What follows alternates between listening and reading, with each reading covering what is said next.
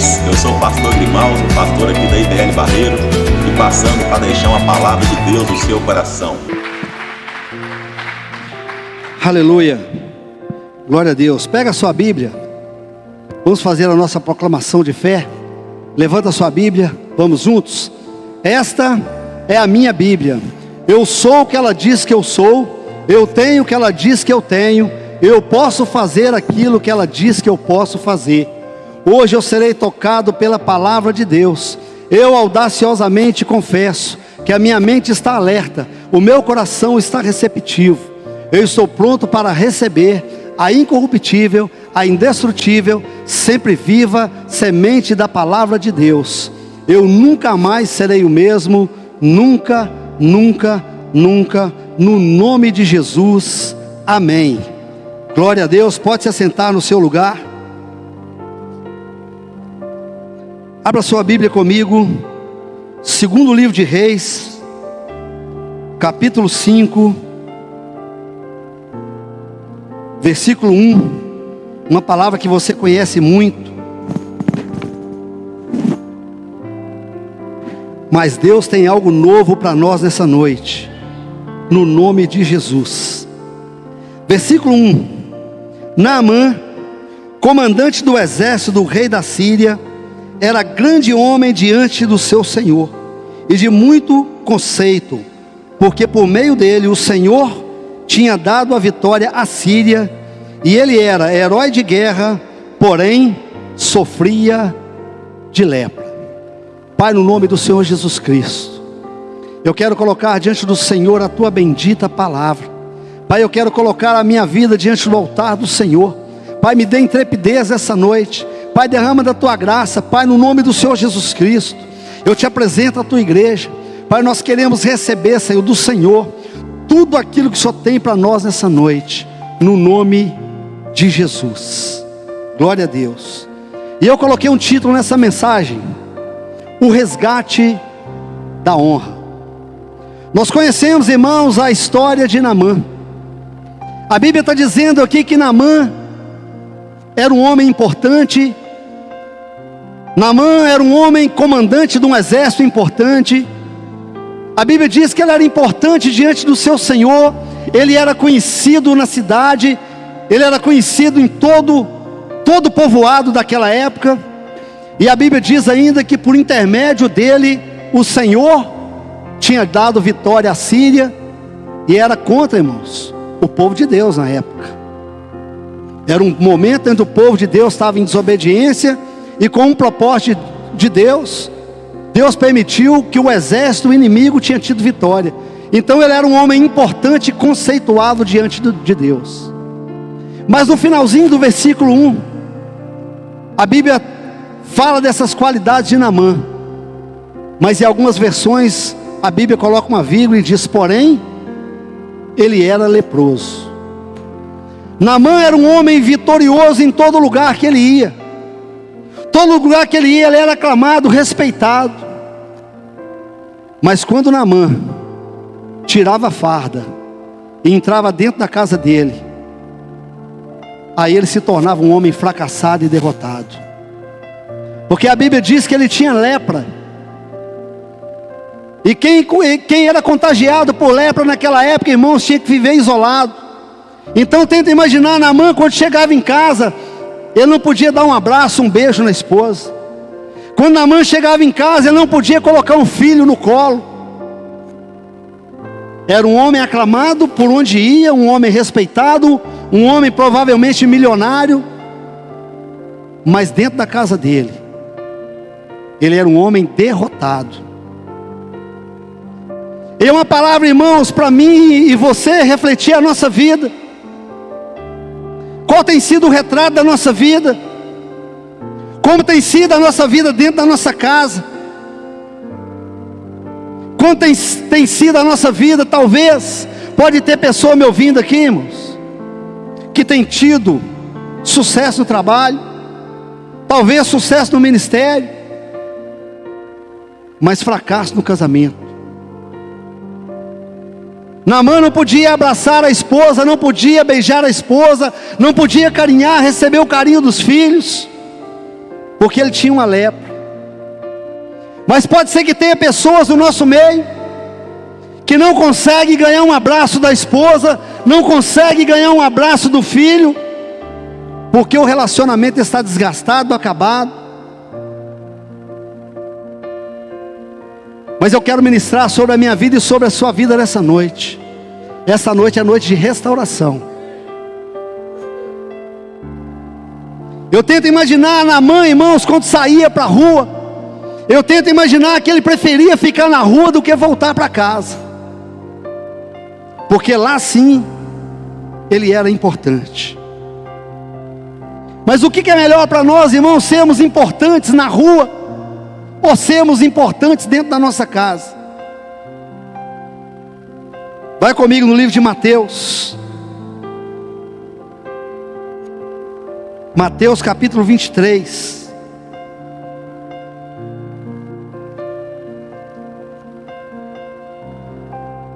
Versículo 27. Ai de vocês, escribas e fariseus, hipócritas, porque vocês são semelhantes aos sepulcros pintados de branco, que por fora se mostram belos, mas interiormente estão cheios de ossos de mortos e de toda podridão. Assim também vocês por fora parecem justos aos olhos dos outros, mas por dentro estão cheios de hipocrisia e de maldade. Jesus, esse texto aqui, irmão, estava se referindo aos fariseus, aos escribas, que eram homens que por fora tinham uma aparência de santo, de importante, mas por dentro era morte, podridão, sequidão. Irmãos, é uma palavra para nós avaliarmos a nossa vida com Deus, a nossa conduta. Porque o propósito do coração de Deus, através de uma mensagem dessa, é que nós façamos uma avaliação na nossa vida. Porque não existe parte nenhuma da Bíblia, irmãos, que nós pregamos com um plano de condenar alguém por nada. Quando recebemos uma palavra de exortação de Deus, é porque Deus está mostrando para mim e para você, porque Ele se preocupa comigo e com você. Jesus está às portas, irmãos. Jesus vai buscar uma igreja lavada, redimida no sangue do Cordeiro. Mas será que se Jesus voltar hoje, eu e você estamos preparados para reinar com Cristo? Ou será que estamos vestindo uma veste de santo, mas no fundo, não estamos preparados? Eu tento imaginar, irmão, se aquelas pessoas de fora pudessem avaliar, eles queriam ter a vida de Naamã, principalmente aqueles que não sabiam que Naamã tinha lepra. Eu tento imaginar as pessoas pensando, eu queria ter a vida de Naamã, mas no fundo, era um homem derrotado, um homem fracassado. Volta comigo no livro de 2 Reis, versículo 2, capítulo 5, versículo 2. Tropas saíram da Síria e da terra de Israel, e levaram cativo uma menina que ficou ao serviço da mulher de Naamã. Um dia a menina disse à senhora: quem dera o meu senhor estivesse na presença do profeta que está em Samaria, ele o curaria da sua lepra. Então Naamã foi contar isso ao seu senhor, dizendo: assim falou a jovem, que é da terra de Israel. E o rei da Síria respondeu: vá, eu enviarei uma carta ao rei de Israel. Então Naamã partiu, levou consigo 340 quilos de prata, 62 quilos de ouro, 10 mudas de roupa. Levou também ao rei de Israel uma carta que dizia: tão logo essa carta chegar a você, saiba que eu lhe enviei Naamã, meu servo, para que você o cure da sua lepra.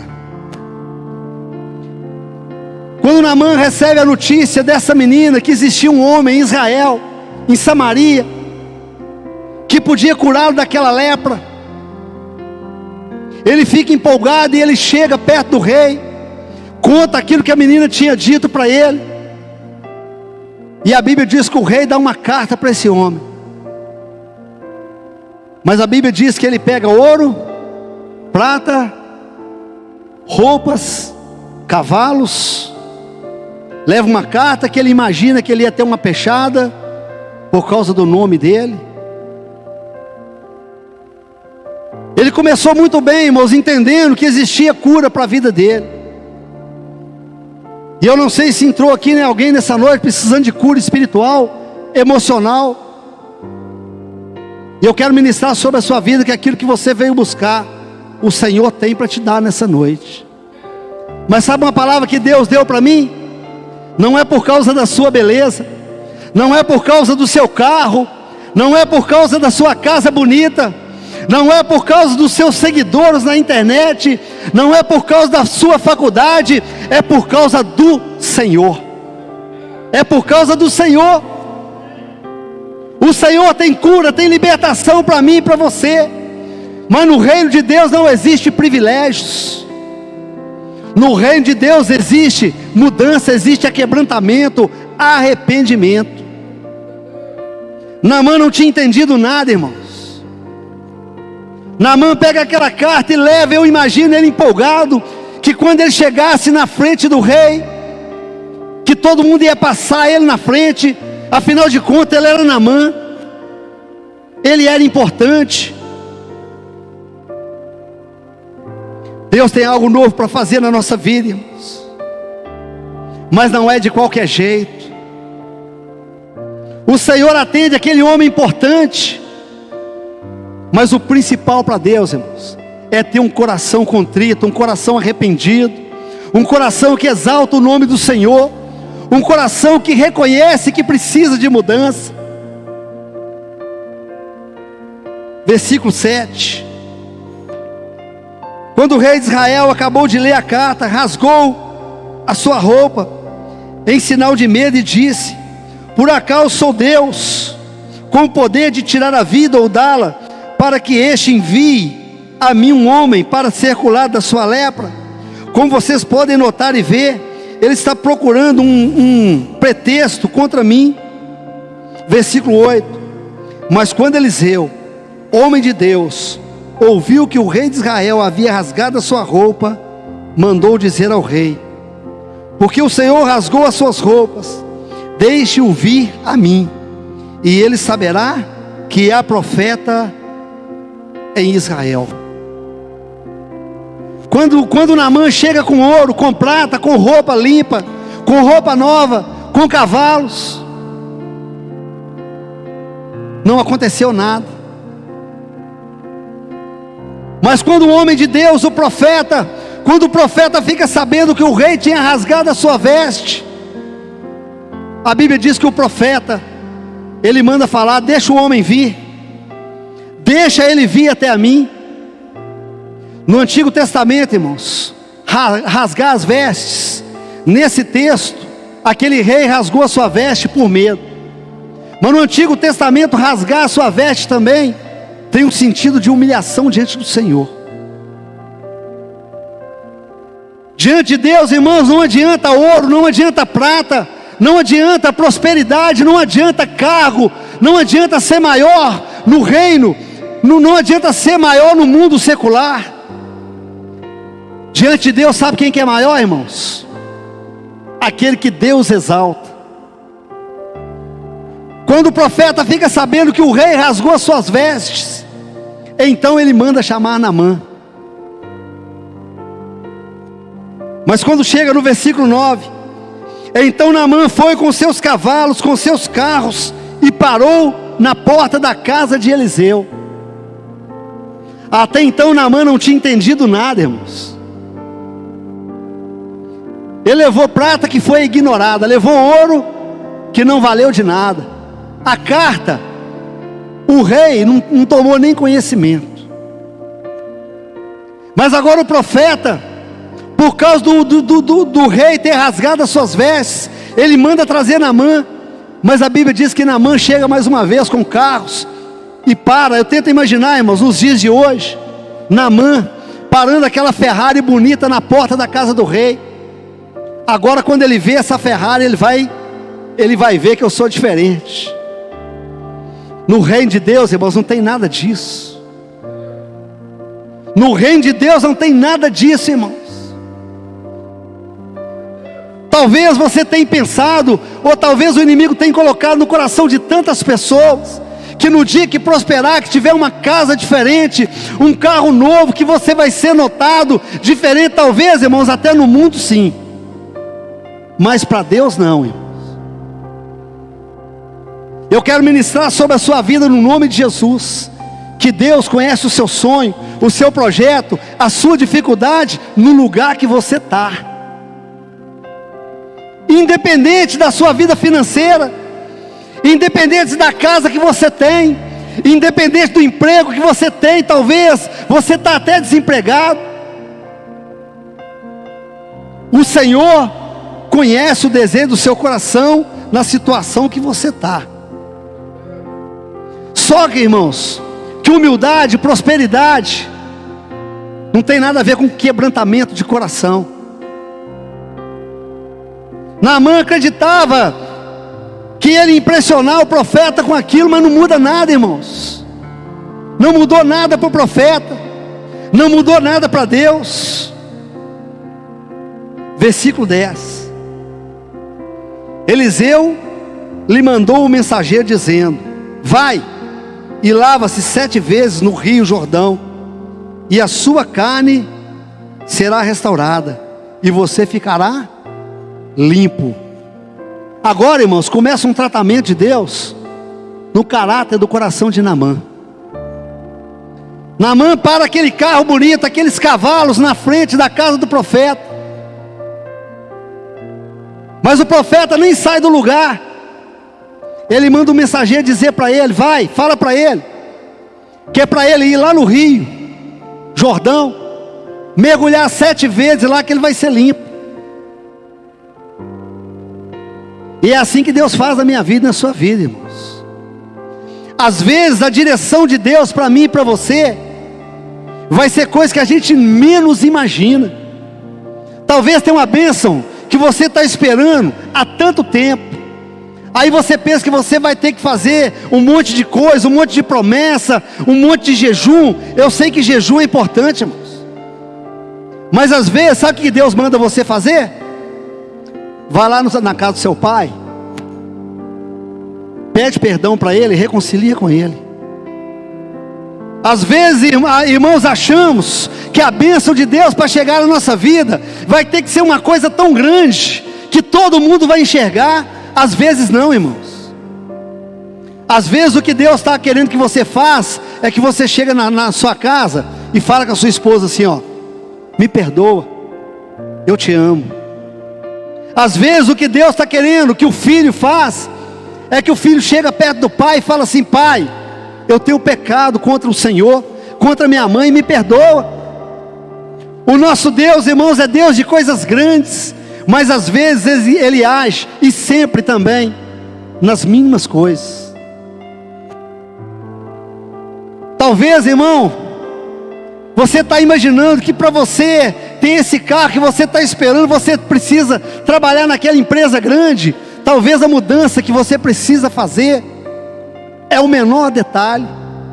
Talvez o que Deus está esperando você fazer é voltar para o ministério, é falar assim: não, Senhor, me perdoa, o Senhor tem um propósito na minha vida, eu vou voltar para o caminho, eu vou voltar para o propósito que o Senhor tem na minha vida. Eu tento imaginar Naamã, irmãos, imaginando que o profeta ia pegar o carro, que ia pegar os cavalos, que ia pegar o ouro. Irmãos, não tem nada a ver. Não é com o tamanho do seu dízimo, não é com a beleza da sua casa, não é por causa da sua influência no seu trabalho, mas é por causa do nosso coração diante do Senhor. Versículo 11. Mas Naamã ficou indignado e se foi dizendo: eu pensava que ele certamente sairia para falar comigo, e ficaria em pé, invocaria o nome do Senhor seu Deus, e passaria a mão sobre o lugar da lepra, e restauraria o leproso. Por acaso não são Abaná e Farfá, rios de Damasco, melhores do que todas as águas de Israel? Será que eu não poderia me lavar neles e ficar limpo?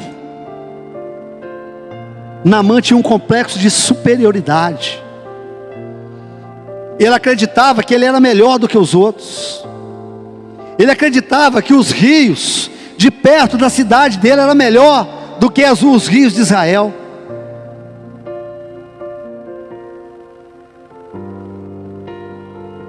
O que precisa mudar na minha e na sua vida hoje, irmãos? Se existe um complexo de superioridade no seu coração, uma soberba no seu coração, e você não tem percebido que existe, é noite de se colocar diante do Senhor e falar: Deus, se existe soberba no meu coração, se existe altivez na minha vida, quebra hoje, no nome de Jesus. Mas se existe também complexo de inferioridade, Deus quer tratar no seu coração também nessa noite, porque você não é inferior, você não é superior por causa do seu cargo, por causa do seu salário, mas você também não é inferior, porque você está endividado, desempregado. Talvez você entrou aqui nessa noite, irmãos, e você sabe que a sua vida está cheia de pecado, mas você precisa se arrepender nessa noite, irmãos, porque quando nós nos arrependemos dos nossos pecados, confessamos os nossos pecados, na mesma hora, irmãos, que cai por terra todo o complexo de inferioridade. Jesus já pagou o preço pelo resgate meu e pelo seu resgate. Não importa o pecado que você cometeu no passado. Talvez a sua família conheça o seu passado e vive jogando o seu passado na sua cara, dizendo para você que você não é digno, que você não vai alcançar, porque você é miserável. Mas é mentira de Satanás, porque você é importante para o Senhor, e você veio aqui nessa noite, porque essa noite é noite de resgate da sua honra, no nome de Jesus. Toma posse disso nessa noite. Você não é inferior. Deixa Deus mudar o seu coração nessa noite. Você não é inferior. Mas a Bíblia continua dizendo, versículo 13: então os seus oficiais se aproximaram dele e disseram: meu pai, se o profeta tivesse dito alguma coisa difícil, por um acaso o Senhor não faria? Muito mais agora, se ele apenas disse: lava-te e ficará limpo. Versículo 14: então Naamã desceu, mergulhou no Jordão 7 vezes, conforme a palavra do Senhor, e a sua pele se tornou limpa como uma de uma criança. Não é por causa de nós, irmãos, é por causa da palavra do Senhor. Naamã, aquele homem derrotado, aquele homem importante na rua, mas ele precisava, irmãos, admitir que existia um problema. Será que existe um problema na minha e na sua vida hoje? E que a nossa altivez não permite que reconhecemos que existe um problema? Será que existe algo no meu coração, no seu coração, que precisa ser mudado nessa noite? Naamã não precisou de carro, não precisou de ouro, não precisou de cavalo. Você também não precisa ser mais importante do que ninguém, porque Deus não tem filhos prediletos. Vai comigo, irmãos, 2 Samuel, 2 Samuel capítulo 9,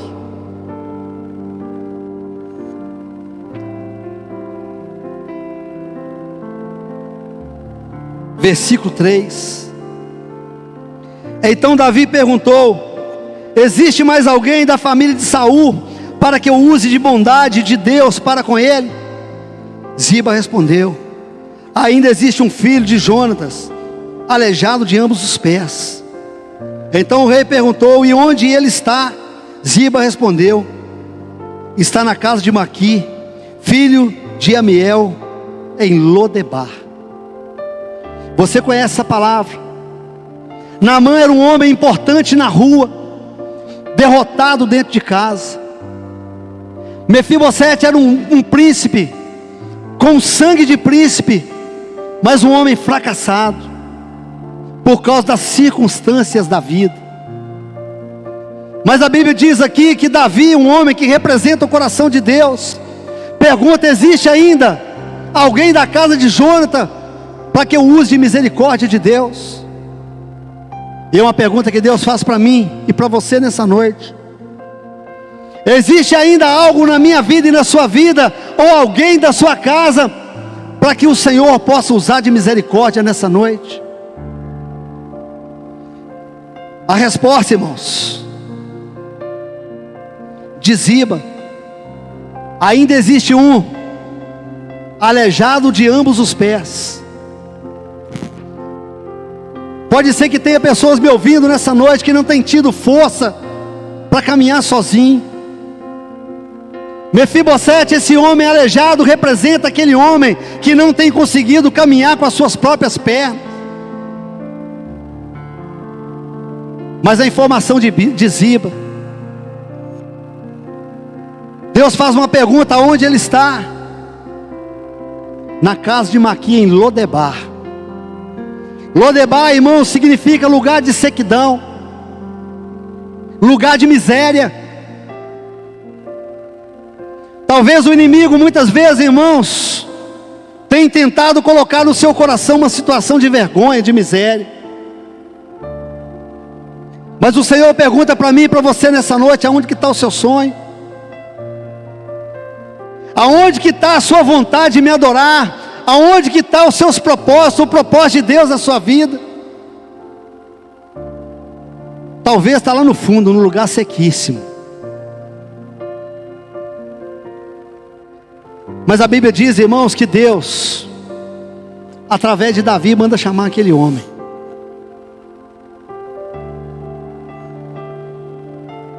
E Deus tem um resgate para mim e para você nessa noite. Não importa a situação que você entrou aqui nessa noite, irmãos. Pode ser que você tenha até caminhado na presença do Senhor, mas em alguma área na sua vida você tem sentido desonra. Deus tem resgate para a sua honra nessa noite.